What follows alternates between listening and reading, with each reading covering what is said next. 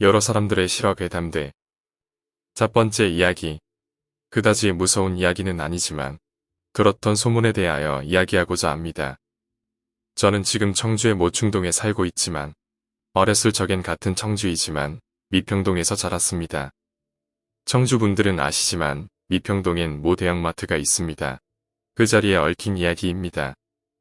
원래 모 대형마트 입구에는 커다란 600년 정도 되는 둥구나무가 있었습니다. 제 또래 아이들은 매일 그 나무에서 놀곤 했습니다. 올라가기도 쉬웠고 여름엔 너무 시원한 그늘을 제공하기도 했기 때문입니다. 어느 날 모 대형마트가 들어온다고 하였습니다. 사람들은 처음엔 다들 반대를 했습니다. 오래된 나무다, 신령스런 나무다라는 그런 이유였습니다. 사실 사시사철 그 나무에다가 고사를 지냈습니다. 그런데 해당 업체에서 파격가로 돈을 뿌리기로 약속했습니다. 반대하던 사람들이 놀랄 정도로 말이죠. 물론 오래된 집들도 많았는데 그 근처까지도 다 매입을 하겠다는 것입니다. 순진하고 단순한 사람들이라 결국 마을 사람들이 합의하고 나무를 잘랐습니다. 그런데 그 이후로 마을이 흉흉해지기 시작했습니다. 거의 집집마다 사람이 죽어나가기 시작했습니다. 그중 적극적으로 찬성하고 동네 사람들을 설득하러 다닌 집은 두 형제 모두 돌아가셨습니다. 모든 집들에서 줄초상이 났습니다.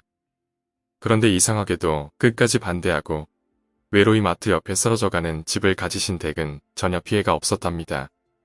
지금은 거의 동네 사람들이 떠나가고 마트 옆으로 많은 상가들이 들어섰지만 아직도 외로이 있는 그 댁분들은 무탈하게 잘 살고 계십니다.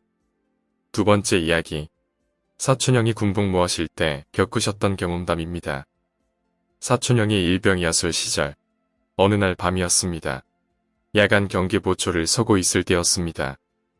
당시 부대 근처 언덕 아래에는 철길이 있어 자주 기차가 지나다니곤 했습니다.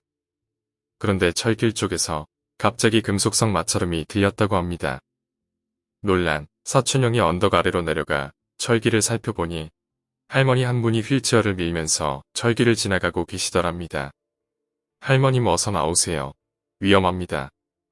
언제 기차가 올지 모르는 상황이기 때문에 사촌형이 할머니께 소리치며 나가는데 온몸의 털이 쥐뼛서는 걸 느꼈습니다. 왜냐하면 보통 휠체어의 폭보다 철로의 폭이 훨씬 더 넓음에도 불구하고 그 할머니는 미동도 없이 철길 위를 미끄러지듯 이동하고 있었기 때문입니다. 그 일이 있고부터 일주일 뒤 선임들로부터 1년 전 그 시각에 철로에서 열차에 치여 들어가신 할머니가 있었다는 이야기를 전해 듣고 다시 한번 소름이 끼쳤다고 합니다. 세 번째 이야기. 한때 작은 잡지사에 잠시 다니다가 그만둔 적이 있습니다. 사실 말이 잡지사이지 직원이라고는 서너 명밖에 안 되는 곳이었습니다. 그곳에서 일하던 중에 겪은 일입니다. 어느 날 거기서 회계로 일하다가 그만둔 여자 직원 한 명이 찾아왔습니다. 체불된 임금 문제로 사장을 보러 왔다고 합니다. 그리고 사장실에 들어가서 이야기를 하는가 싶더니 잠시 후 언성을 높여 싸우는 소리가 들리고 무언가 박살나는 소리까지 들렸습니다. 그 아가씨가 살기등등하게 나와서는 그대로 밖으로 나갔습니다. 놀라서 사장실로 가니 사장실은 아수라장이 되어 있고 사장님의 얼굴이 피투성이가 되어서는 주저앉아 있었습니다. 싸우다가 그 아가씨가 물건을 집어던졌답니다. 그리고는 나가려는 것을 붙드니까 다시 발길로 걷어차 버렸다고 합니다. 회사에 있을 때 워낙 얌전했던 사람이라 그런 행동을 했다는 것을 믿기 어렵기는 했지만 어쨌든 구급차를 부르고 경찰을 불렀습니다. 그런데 정말 무서운 일은 따로 있었습니다.